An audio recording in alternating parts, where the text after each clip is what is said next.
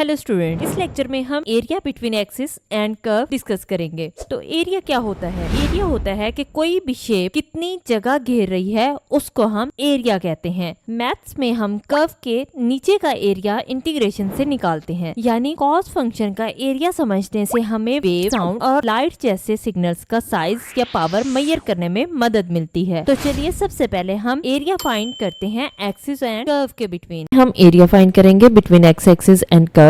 तो देखते हैं इसके लिए क्वेश्चन। हमें ये क्वेश्चन दिया गया कि एरिया फाइंड करें between x axis and the curve y is equal to cos 1/2x, और ये हमें लिमिट्स दी गई हैं। तो देखते हैं इसके लिए सॉल्यूशन।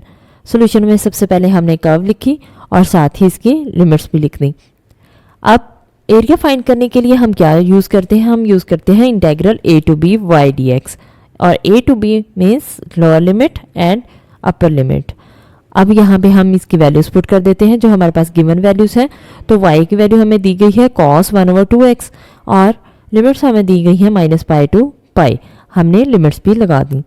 अब सबसे पहले तो हम cos 1/2x की इंटीग्रेशन करते हैं। तो हम जानते हैं cos की इंटीग्रेशन होती है साइन। तो यहाँ पे हमारे पास आ जाएगा साइन x/2, क्योंकि ये 1/2 है तो x/2 लिख सकते हैं इसको। और यहाँ पे क्योंकि डिनोमिनेटर में 2 आ रहा है इसलिए हम x/2 का डेरिवेटिव डिनोमिनेटर में लिखेंगे। तो हम, क्योंकि हमारे पास यही होता है कि अगर साइन x है तो x का साथ डिनोमिनेटर में डेरिवेटिव लिखते हैं। तो x/2 का डेरिवेटिव क्या होगा फिर? 1/2। तो इसलिए हमने यहाँ पे डिनोमिनेटर में 1/2 लिख दिया, और हमारे पास लिमिट्स -π to π उसी तरह से हमने लगा दी। अब हम लिमिट्स पुट कर देते हैं। तो सबसे पहले यहाँ पे देखें डिनोमिनेटर में 1/2 है, जब ये ऊपर जाएगा हम इसको न्यूमिनेटर में लिखेंगे तो ये 2 लिखा जाएगा। और साइन x/2 था तो इसलिए अपर लिमिट पुट करेंगे, x की जगह क्या आ जाएगा? π आ जाएगा, π/2 हो जाएगा। माइनस हमने फॉर्मूला के अकॉर्डिंग लगाया, यानी जब भी लिमिट पुट करते हैं मिड में माइनस लगाते हैं। साइन ऑफ लोअर लिमिट में हमारे पास क्या आ रहा है? x की जगह -π, तो हमने x की जगह -π लगा दिया, डिनोमिनेटर में 2 उसी तरह से आ गया। अब हम इसको सॉल्व कर लेते हैं। तो साइन π/2 की वैल्यू क्या होती है? हम जानते हैं कि साइन π/2 1 होता है, तो इसके लिए हमने इसकी वैल्यू 1 लगा दी। हम जानते हैं कि माइनस अगर एंगल के साथ आ रहा है तो साइन x उसे बाहर निकाल देता है, तो इसलिए हमने माइनस माइनस क्या हो जाएगा? ये प्लस हो गया। और साइन π/2 की वैल्यू कितनी आ गई? 1। 1 + 1 कितना हो गया? 2। 2 से 2 मल्टीप्लाई होगा तो 4 स्क्वायर यूनिट्स हमारे पास इस कर्व का एरिया आ जाएगा। हम एरिया फाइंड करेंगे बिटवीन एक्सिस एंड कर्व। देखते हैं इसके लिए क्वेश्चन। हमें क्वेश्चन में कहा गया कि एरिया फाइंड करें between x axis and curve, और हमें ये वैल्यू दी गई है, यानी y की वैल्यू दी गई है। हमें फंक्शन दिया गया y is equal to x² + 1, और लिमिट्स हमारे पास क्या है? x इक्वल टू 1 है और x इक्वल टू 2 है। देखते हैं इसके लिए सॉल्यूशन। सॉल्यूशन में हमारे पास फंक्शन ये दिया गया है, इसकी इंटीग्रेशन हम लेंगे। तो हमारे पास रिक्वायर्ड एरिया क्या फॉर्मूला होता है? Integral a to b। a हमारे पास लोअर लिमिट है, b अपर लिमिट है। तो फंक्शन की हम इंटीग्रेशन कर लेते हैं। तो इसके लिए हम क्या करेंगे? y की जगह हम इसकी वैल्यू लगा देंगे जो कि है x² + 1। तो इसकी वैल्यू अप्लाई करने के बाद अब हम हर वैल्यू पे इंटीग्रल सेपरेट कर देंगे। यहाँ पे देखिए कि लोअर लिमिट हमारे पास 1 थी, अपर लिमिट 2 थी, इसलिए a की जगह 1 लिख दिया, b की जगह 2 लिख दिया, और इसका इंटीग्रल सेपरेट करेंगे तो दोनों वैल्यूज पे इंटीग्रल अप्लाई हो जाएगा। x³ इस x² की इंटीग्रेशन क्या होती है? x³, यानी पावर में 1 प्लस करते हैं उसी से डिवाइड कर देते हैं, यानी 2 + 1 से डिवाइड करेंगे तो हमारे पास कितना आ जाएगा? 3। डिनोमिनेटर में 3 आ गया, न्यूमिनेटर में x की पावर 3 आ गई। और 1 की इंटीग्रेशन क्या होती है? x, इसलिए यहाँ पे x आ गया। अब हम इनकी लिमिट्स पुट कर देते हैं। तो लिमिट कैसे पुट करेंगे? x की जगह पहले 2 पुट करेंगे तो कितना हो जाएगा? 2 की पावर 3। तो 2 की पावर 3 हम जानते हैं कितना होता है? 8 होता है, इसलिए यहाँ पे 8 आ गया। और जो डिनोमिनेटर में था, डिनोमिनेटर में 1/3 था, उसको हमने बाहर लिख लिया। 8 माइनस, अब लोअर लिमिट के लिए माइनस यूज़ करते हैं तो 1 का क्यूब कितना होता है? 1 ही होता है, यहाँ पे 1 आ गया। और इस तरह से x की जगह 2 - 1। अब यहाँ पर देखें, इसको सॉल्व कर लेते हैं। 8 - 1 कितना हो गया? 7/3, और 2 - 1 1 आ गया। इसका एलसीएम लेंगे 3 आएगा, तो इसके डिनोमिनेटर में कुछ नहीं है तो ये 3 से मल्टीप्लाई हो जाएगा, यहाँ पे आ जाएगा। 7 + 3 कितना हो गया? 10। 10/3 इसका एरिया हमारे पास आ गया इस स्क्वायर यूनिट्स में। एरिया फाइंड करेंगे बाउंडेड बाय कॉस फंक्शन। तो इसके लिए क्वेश्चन देखते हैं। हमें ये क्वेश्चन दिया गया है कि find the area bounded by a cos function, जबकि हमें लिमिट्स दी गई हैं कि कहाँ से कहाँ तक है, -π/2 से π/2 तक। देखते हैं इसके लिए सॉल्यूशन। तो सॉल्यूशन में सबसे पहले तो हम फंक्शन को लिख लेंगे कि हमारे पास गिवन फंक्शन क्या है, कॉस फंक्शन है, cos x। और हम इसको एरिया कैसे फाइंड करते हैं, हमारे पास जनरल टर्म क्या होती है एरिया फाइंड करने के लिए, रिक्वायर्ड एरिया हमारे पास होता है limit a to b and y dx। ये हमारे पास फॉर्मूला है एरिया फाइंड करने के लिए।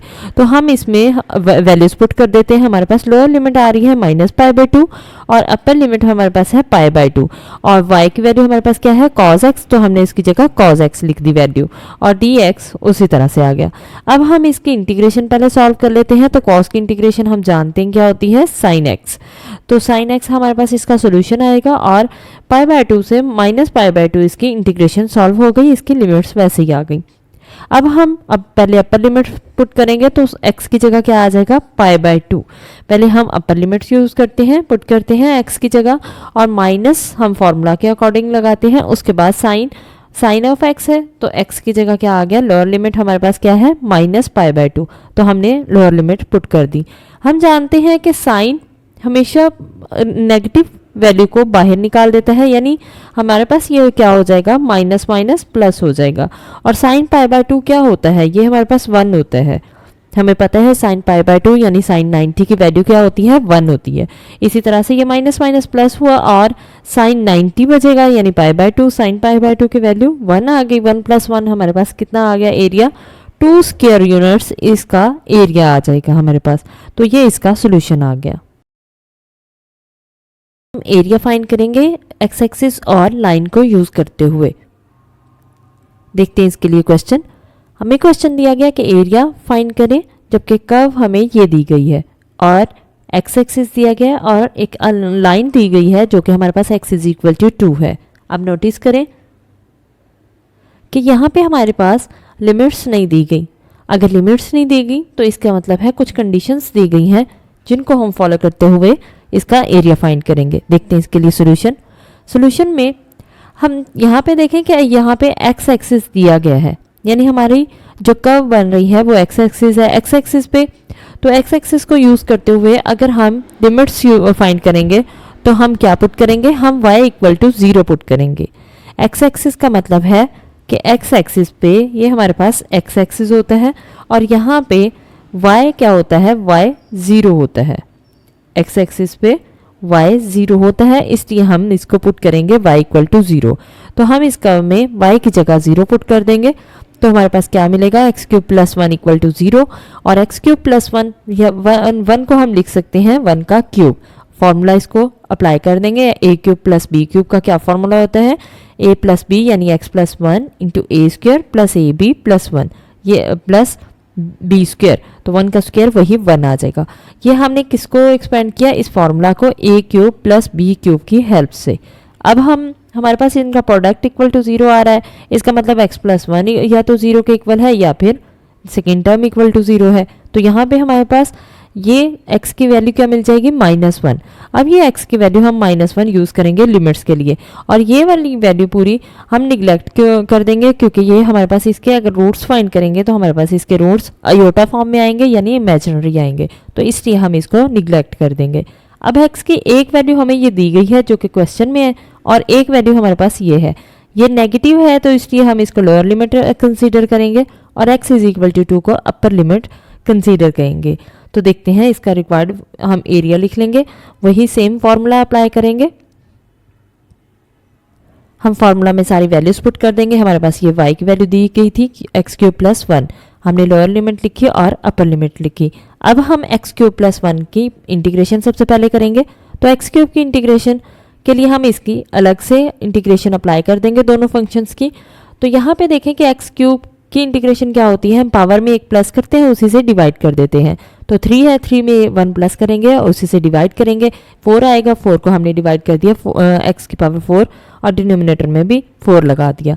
और लिमिट्स -1 to 2 उसी तरह से फिलहाल हम इसको उसी तरह से लिमिट्स को लिख लेंगे। अब 1 की इंटीग्रेशन क्या होती है, 1 की इंटीग्रेशन x होती है, तो हमने x लिख दी और लिमिट -1 to 2। अब यहाँ पे देखें कि हम इनकी लिमिट अप्लाई करेंगे। तो सबसे पहले हम अपर लिमिट अप्लाई करेंगे। तो अपर लिमिट में हमारे पास ये यहाँ पे देखें कि डिनोमिनेटर में 4 आ रहा है, तो हमने 1/4 बाहर लिख लिया, इससे फ़र्क नहीं पड़ता। आप साथ यहाँ पे डिनोमिनेटर में भी लगा दें तब भी एक ही बात है। अब यहाँ पे देखें कि x की पावर 4 है, तो हम x की जगह क्या लिख रहे हैं 2, क्योंकि हमारे पास अपर लिमिट 2 है तो x की जगह पे 2 लिखेंगे। 2 की पावर 4 माइनस 1 की पावर -1/4। तो इस तरह से यहाँ पे 2 की पावर 4 मतलब 2 को 4 टाइम्स मल्टीप्लाई करेंगे तो कितना आएगा हमारे पास 16। ये हमने 16 लिख दिया, माइनस उसी तरह से आ गया। और -1 की पावर 4 कितना होता है 1 ही होता है, इसलिए यहाँ पे 1 आ गया। सेम हम इसमें भी लिमिट अप्लाई करेंगे तो यहाँ पे सिंपल क्या हो जाएगा 2 आएगा, और माइनस जो मिड में फॉर्मूला का आता है वो, और ये -1 क्या हो जाएगा +1। तो ये हमारे पास इस तरह से सॉल्व हो गया। हम इसको सॉल्व करेंगे, 15 आ जाएगा डिनोमिनेटर में 4, इसका एलसीएम लेंगे। तो एलसीएम लेने के बाद हमारे पास जो आंसर आया वो क्या आया 27/4 स्क्वायर यूनिट्स। तो ये हमारे पास इस कर्व का एरिया आ गया जो कि हमने फाइंड कर लिया।